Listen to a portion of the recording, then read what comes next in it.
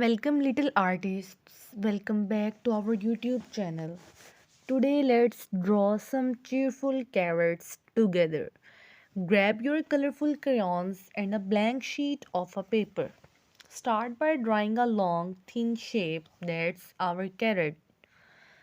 Add a little oval at the top for the carrot's green leafy crown. Now, let's give our carrot a happy face, a big friendly smile. Draw two round eyes to make it extra cute. Time to color. What color should our carrot be? Orange, of course. Don't forget to add some green to the leaves on the top. Imagine your carrot growing in a magical garden. Connect the dots and make your carrot come to life. Let's add some details.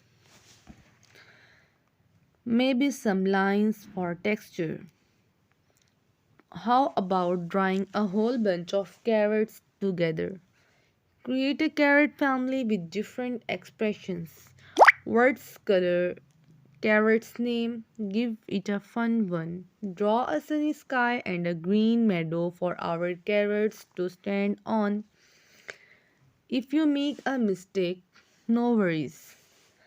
Imagine a story about your carrots, turn it into something fun. Remember, there's no right or wrong in art, just imagination. What other veggies should we draw in the future?